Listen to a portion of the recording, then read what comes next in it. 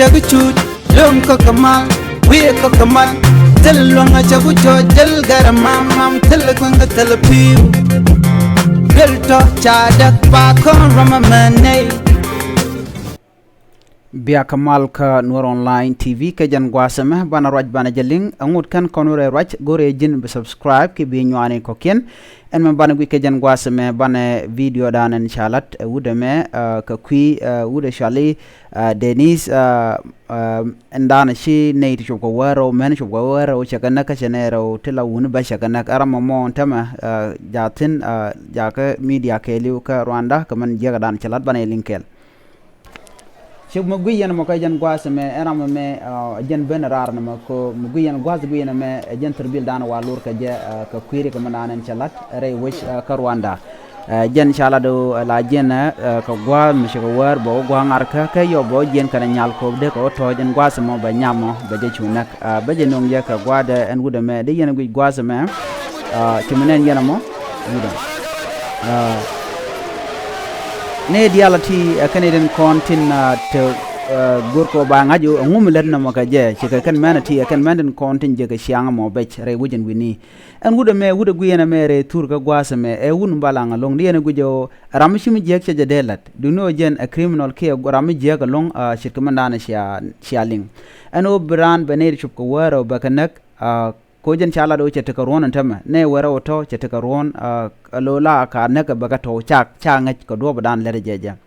en gude me ce riek mishina mo ce jelat kare ga me lere je re wuch ka Rwanda ke ga Kigali de yana guj ano wut mabalang tele riek de gujo jen tel mu jeng mu dam lat ka do badan lat je ke je no dungno jen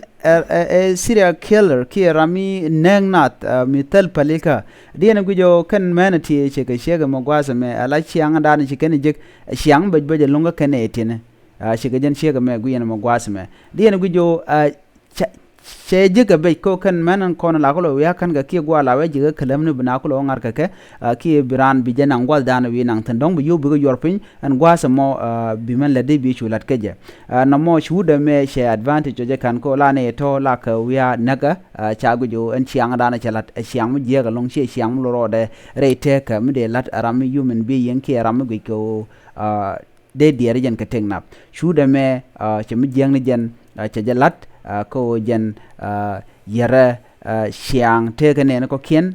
nagana ka duop andana shegu yeda na dere kana kaje naga shikmen shaling naga ko kane diala konte naga jene kane ti she dop ke HIV ka duop dana shalat keje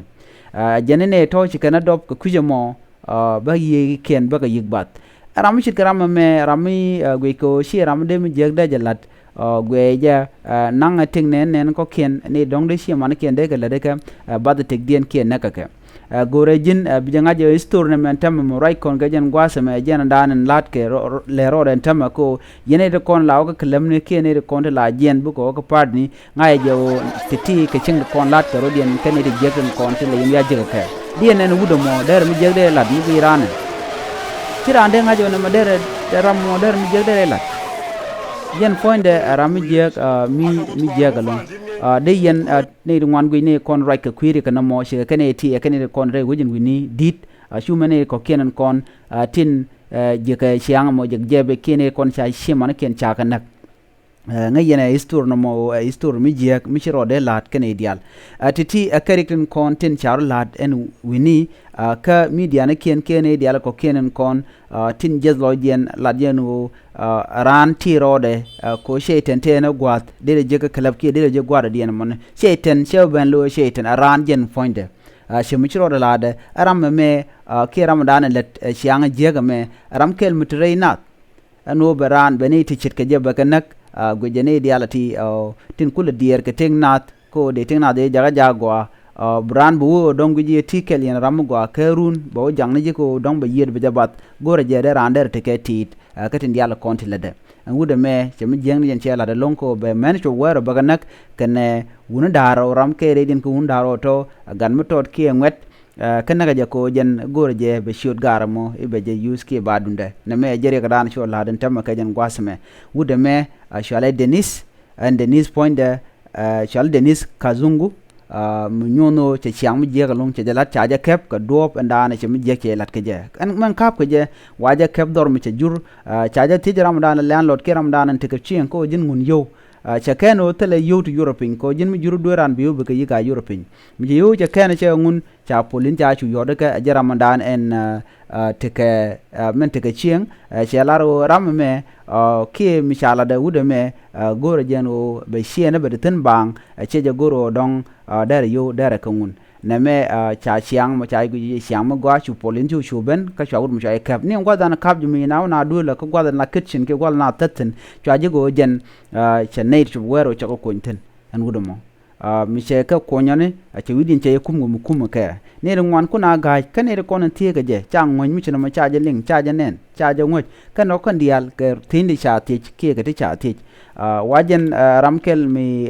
ner konti la torbiyeli let ke la ngwane kok nying torbiyeli wajen don't take well mi use ko na tiken bungwen ke chaga bunga jo chene ro chakanak wa ner ngwan na we gwada dan titin wa shekel kan ner konen shanen ga video no wona wa ken ne to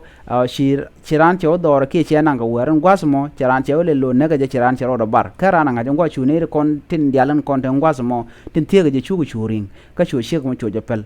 kan nga jo nguto chagu nyo jen dongo ko kane lawe no ga klam ne teram de je mi che ro do no nyal lo bu to teram de jogde dum no ram mo wa chi ken ben shang da ko ba je nak china mo che to no no ke jen gwasame yene dial kon lawo ka klam ni te da rodun ke woje shandu ala jeka te ga na te chawre ala ka changa balang mutedi ne to ka criminally sharken ka chere jek ajan men da ne nga jen gwasme mi jiram jidit ke en channel ma gore jen be subscribe ki be nyane ko ken ko no ke de dialati ke te de na de ke lek wude me Charles Denis che mi jek te delat che men cho wero chaganak kane dangraw te ko ken cha jogo jen e serial killer ke ramla na nak mital paleka ka jano e wun mi cha de gujo der mi jek de gu chakap ne chakap ke jim an ram me chati jek chagalat antam jen cha kebo cha jalat nono mi jaram jidit ko gor be nyane ko ken biata kamal bye bye